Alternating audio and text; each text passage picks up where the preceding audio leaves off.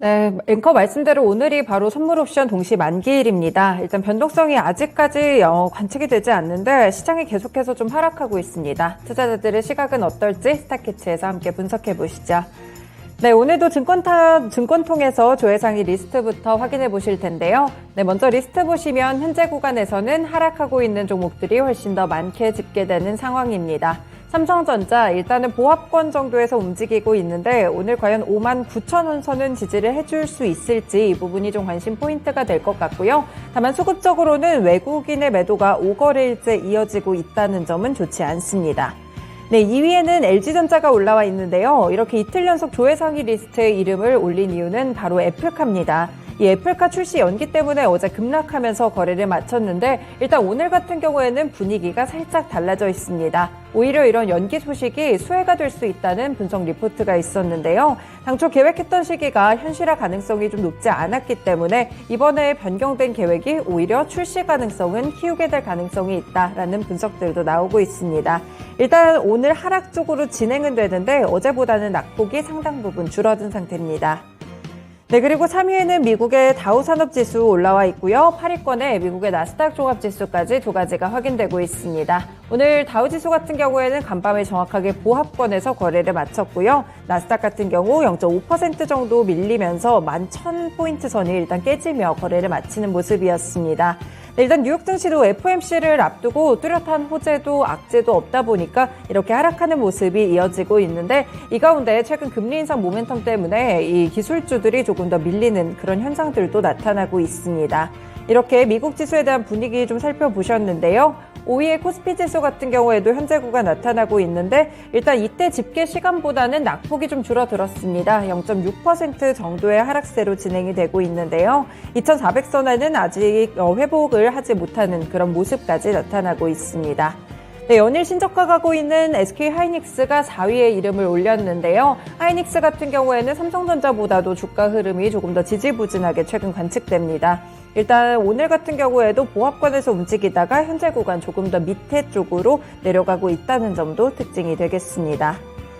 네, 6위에는 화재 종목 위메이드가 올라와 있습니다. 일단 잠시 후에 5분밖에 남지 않았네요. 오후 3시에 위믹스가 이제 상장 폐지가 됩니다. 국내 거래소에서는 더 이상 거래를 할 수 없게 되고요. 이 때문에 위메이드 사업이 대체적으로 이런 위믹스를 기반으로 하고 있어서 오늘 큰 폭으로 다시 한번 타격을 받습니다. 네, 시초까지부터 좋지 않았는데 오늘 현재 20%대 큰 폭의 급락에서 크게 반등하지 못하는 모습 관측되고 있습니다. 네, 9위와 10위는 함께 묶어볼 수 있겠는데요. 리튬 관련 종목들입니다. 일단은 매물 소화 과정을 계속해서 좀 거치고 있고 포스코 케미칼 같은 경우에는 어제 살짝 반등이 나오나 싶었더니 오늘 다시 한번 3% 이상 하락 중입니다. 9위에 있는 금양 같은 경우에는 5거래일째 조금 더 빠르게 매물을 소화해내고 있습니다. 네, 조회상위 리스트 확인해 보셨고요. 다음으로는 관심상위 리스트입니다. 이쪽도 하락하고 있는 종목들이 더 많게 관측이 되는데 조금 더 이렇게 시가총액이 좀 작은 종목들 위주로 리스팅이 되어 있습니다.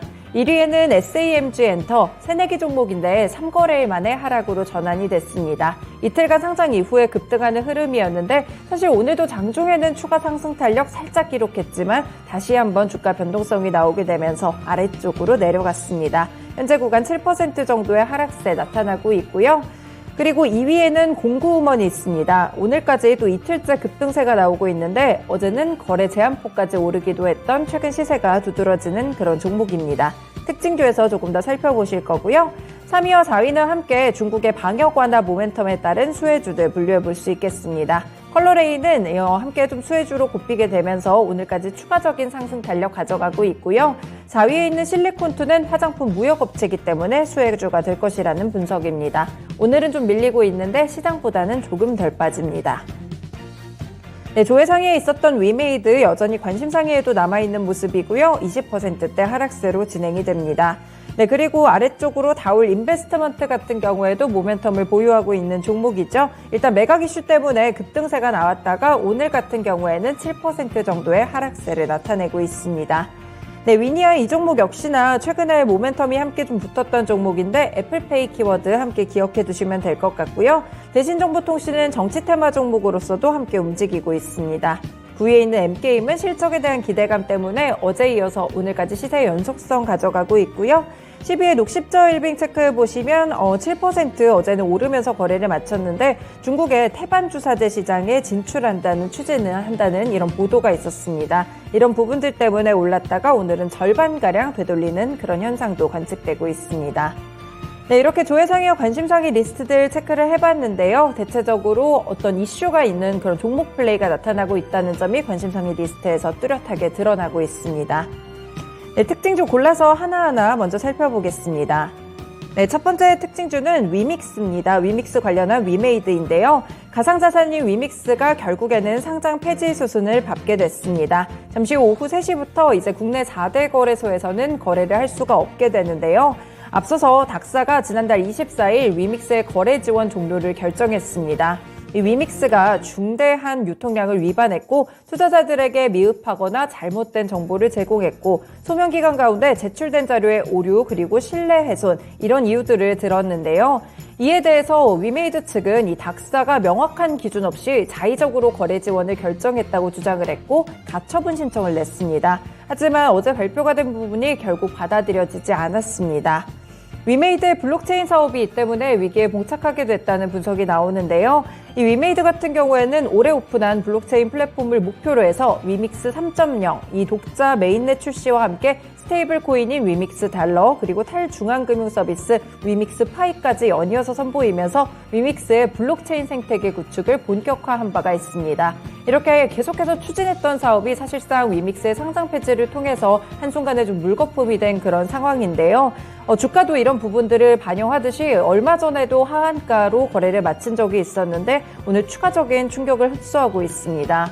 네, 일봉 차트 조금 길게 보시면요. 지난해 최고 주가가 24만 5,700원까지 올랐던 종목입니다. 1년간 정말 지지부진하게 주가가 하락하는 그런 모습을 기록했는데요. 결국에 이제 위믹스가 상장 폐지 수순을 밟게 되면서 이 영향으로 오늘 추가적인 급락이 나오고 있습니다. 네, 보시면 개파락한 자는 점도 눈에 띄고 있고요. 20% 넘게 밀리는데 3만 원 선 아래쪽으로 추락하는 모습 계속 관측이 되고 있습니다. 여기서도 쉽사리 좀 반등하지 못하고요. 거래량 같은 경우에도 최근에 거래량 대비했을 때 그렇게 크거나 크게 늘어난 모습은 아닌 것으로 관측이 되고 있습니다.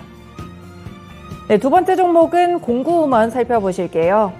네, 공구우먼이 빅사이즈 여성을 위한 의류와 잡화를 판매하는 온라인 쇼핑몰인데요. 이 올해 3월 23일 코스닥 시장에 신규 상장한 종목입니다. 이 상장한 지 9개월 정도밖에 되지가 않았는데요.